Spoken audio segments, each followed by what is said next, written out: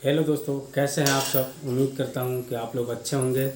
आज हम सीखेंगे लसा और मसा, यानी कि एलसीएम और एचसीएफ। एलसीएम क्या होता है और एचसीएफ क्या होता है, चलिए मैं आज आप लोगों को बताता हूं। तो अच्छी तरह से ध्यान से इस वीडियो में बने रहिए ताकि आप लोगों को एलसीएम और एचसीएफ में आज की बात से कोई दिक्कत ना हो। ठीक है, सबसे पहले देखिए एलसीएम क्या होता है। एलसीएम और एचसीएफ, एलसीएम को हम कहते हैं लिस्ट कॉमन मल्टीपल। ठीक है, इंग्लिश में इसको कहते हैं लिस्ट कॉमन मल्टीपल, लघुत्तम समापवर्त्य। ठीक है, एलसीएम को कहते हैं लिस्ट कॉमन मल्टीपल। ठीक है, और एचसीएफ को कहते हैं हाईएस्ट कॉमन फैक्टर। ठीक है, एचसीएफ को कहते हैं हाईएस्ट कॉमन फैक्टर, महत्तम समापवर्तक। महत्तम समापवर्तक। ठीक है, इसको कहते हैं महत्तम समापवर्तक। और एलसीएम को कहते हैं लिस्ट कॉमन मल्टीपल, लघुत्तम समापवर्त।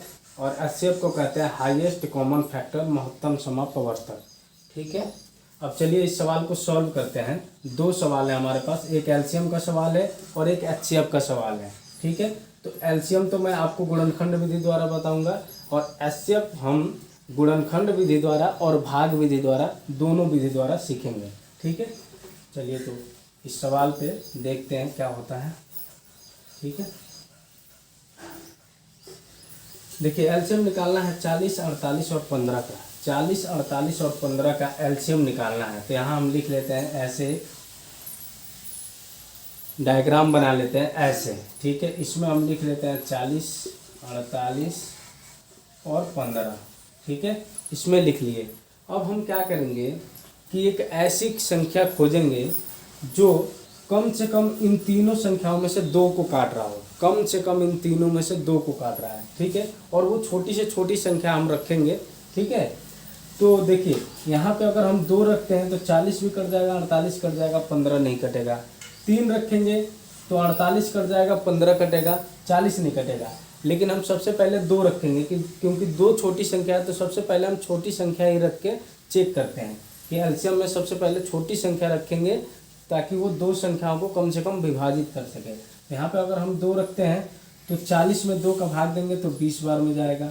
फिर 48 में दो का भाग देंगे तो 24 बार में।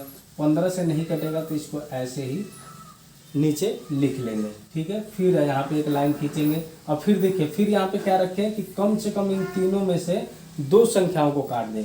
अगर हम दोबारा से यहाँ पे दो रखते हैं तो 20 भी कट जाएगा 10 बार में, 24 भी कटेगा 12 बार में, और 15 को ऐसे ही लिख लेंगे एज इट इज। ठीक है, क्योंकि ये कट नहीं रहा है तो इसको ऐसे ही लिखते जाएंगे। अब फिर देखिए ऐसी कौन सी संख्या रखें जो इन तीनों में से कम दो को काटे। तो फिर दो रख के देखते हैं। 10 कटेगा 5 बार में, 12 कटेगा 6 बार में, और 15 को ऐसे ही लिख लेंगे। ठीक है, अब देखिए फिर हम ऐसी संख्या ढूंढेंगे कि जिसको इन तीनों में भाग दे तो कम से कम दो संख्याएं कट जाए। तो अगर हम 5 लेते हैं तो 5 से 15, 5 और 15 दोनों कट जाएगा, 6 नहीं कटेगा। और 3 लेते हैं तो 3 से 6 और 15 दोनों कट जाएगा। तो पहले 3 लेते हैं। ठीक है, 3 ले लिए। यहाँ पे 5 नहीं कटेगा 3 से तो इसको ऐसे ही लिख लेंगे। 6 कट जाएगा 2 बार में तो इसको यहाँ लिख लिए। और 15 में 3 से भाग देंगे तो 5 हो जाएगा। ठीक है, 15 में 3 से भाग देंगे तो 5 हो जाएगा। अब देखिए यहाँ पे फिर एक संख्या लेंगे जो कम से कम दो संख्याओं को काट रहा है। तो 5 और 5 है तो 5 ही ले लेते हैं। यहाँ पे 5 में 5 से भाग देंगे 1, 2 नहीं कटेगा तो ऐसे ही ले आएंगे। और 5 में 5 से भाग देंगे तो 1। ठीक है, अब कोई भी ऐसी संख्या नहीं बची है। यहाँ 1 हो गया और यहाँ भी 1 हो गया, और ये एक संख्या बच गया 2। तो इसमें 2 से भाग देने की कोई ज़रूरत नहीं है। अब एलसीएम बराबर क्या हो जाएगा, एलसीएम बराबर हो जाएगा आपका, देखिए 2 इधर से लिखते आएंगे। ये जितनी भी संख्याएं हैं सबका गुणा कर लेंगे, और यहाँ जो संख्या बच गई है उसका भी गुणा कर लेंगे। 2 गुणा 2 गुणा 2, 3 बार 2 है। ठीक है, फिर 3 है, फिर 5 है, 1 2 3, 3 बार 2 हो गया, फिर 3 हो गया, फिर 5 हो गया, यहाँ 1 2 बच गया, इसको भी लिख लेंगे। ठीक है, अब इन सब का गुणा कर दीजिए। 2 दूना 4, दूना 8, 3 24, 25 120 और दूना 240। ठीक है, 240 हो गया। आपको अगर गुणा करने में थोड़ी दिक्कत होगी तो आप गुणा करके देख लीजिएगा। 2 दूना 4, दूना 8, 3 24, 24 में 5 का गुणा करेंगे तो 120 आएगा, और 120 में 2 का गुणा करेंगे तो 240 आएगा। ये इसका आंसर हो गया। ठीक है, ये इसका आंसर हो गया। तो आप लोग को उम्मीद करता हूँ कि एलसीएम समझ में आया होगा। एक बार दोबारा से इसे देखिएगा ध्यान से, आपको ज़रूर समझ में आएगा। ठीक है, चलिए अब एचसीएफ बताता हूँ कि एचसीएफ कैसे निकालेंगे। ठीक है,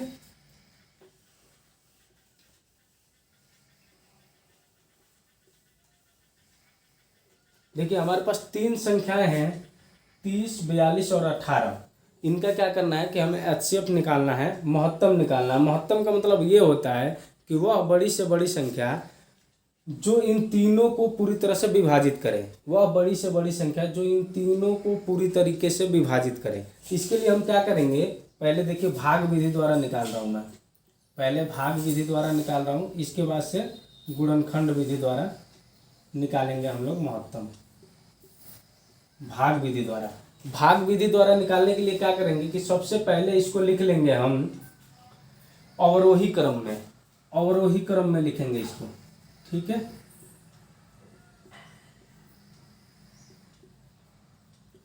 अवरोही क्रम यानी कि घटते क्रम में लिख लेंगे इसको। ये जो 3 संख्याएं हैं इनको घटते क्रम में लिखेंगे। घटते क्रम का मतलब क्या होता है कि पहले सबसे बड़ा, फिर उससे छोटा, फिर उससे छोटा। तो इसको लिखिए घटते क्रम में।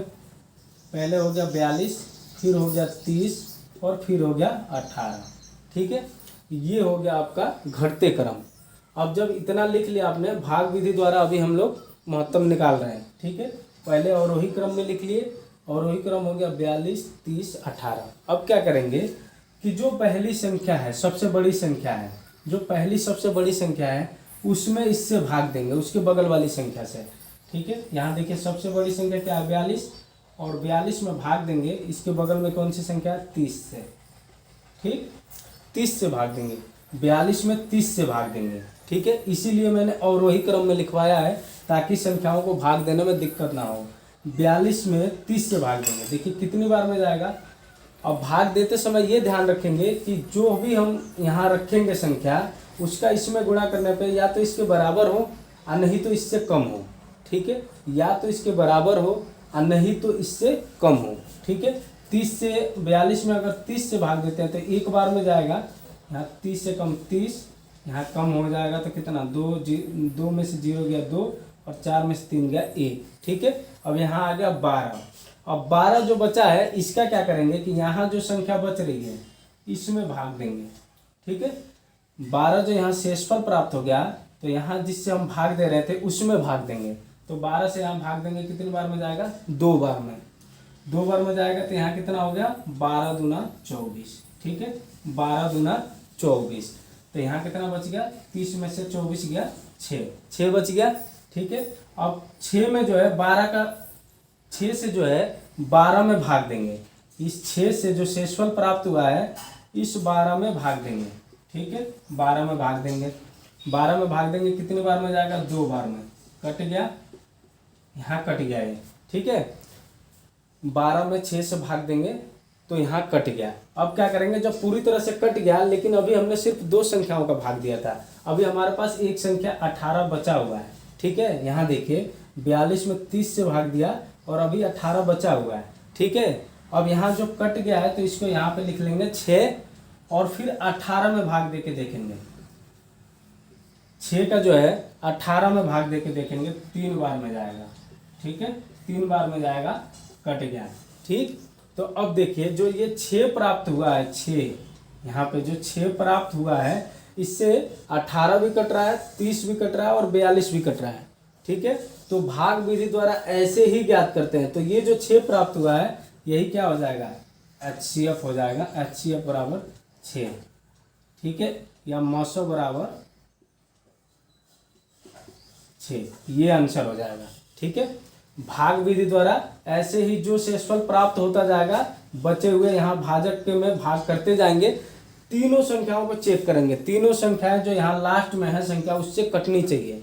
ठीक है, तो ये हो गया आंसर। उम्मीद करता हूँ कि आप लोगों को भाग विधि द्वारा महत्तम समापवर्तक समझ में आया होगा। अब चलिए इसको गुणनखंड विधि द्वारा करते हैं।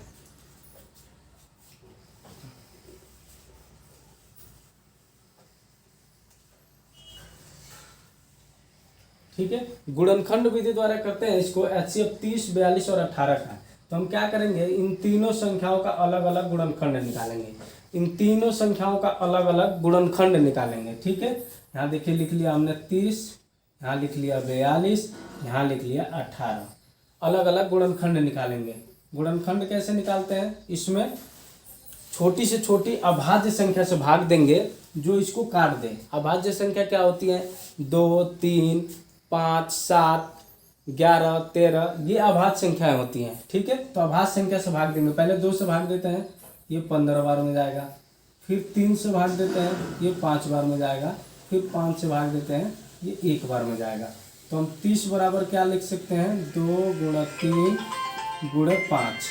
ठीक है, 2 × 3 × 5। ठीक है, अब 42 को देखिए, 42 के क्या करेंगे, 2 से भाग देंगे 21 बार में जाएगा। फिर 3 से भाग देंगे 7 बार में जाएगा। फिर 7 से भाग देंगे 1 बार में गया। ठीक है, तो 42 बराबर क्या हो गया, 2 × 3 × 7। ठीक है, 30 बराबर हो गया 2 × 3 × 5। 42 बराबर 2 × 3 × 7। अब 18 को देखिए, 18 को 2 से भाग देंगे अगर तो कितना बार में जाएगा, 9 बार में। फिर 3 से भाग देंगे तो 3 बार में। फिर 3 से भाग देंगे तो 1 बार में। ठीक है, तो 18 बराबर क्या हो गया, 2 × 3 × 3।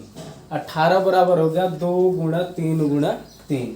ठीक है, अब देखिए इन सबको एक साथ लिखिए। पहले 18 का ये हो गया, 42 का 2 × 3 × 7 ये हो गया।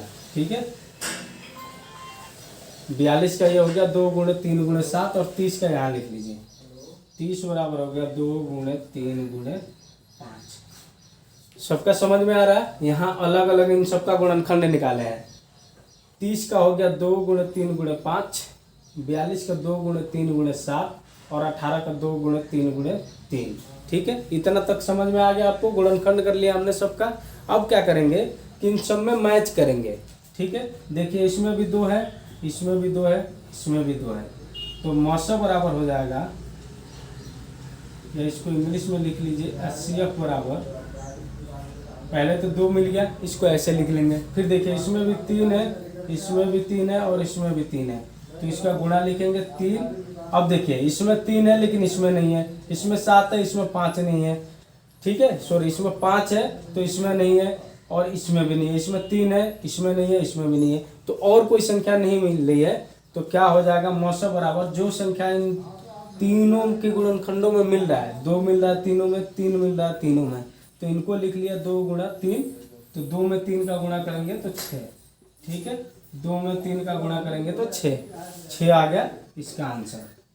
ठीक, उम्मीद करता हूँ कि आप लोगों को समझ में आया होगा। समझ में आया है तो वीडियो को लाइक कर दीजिए और चैनल पे नए हो तो सब्सक्राइब जरूर कर लीजिए। फिर मिलते हैं अगली वीडियो में।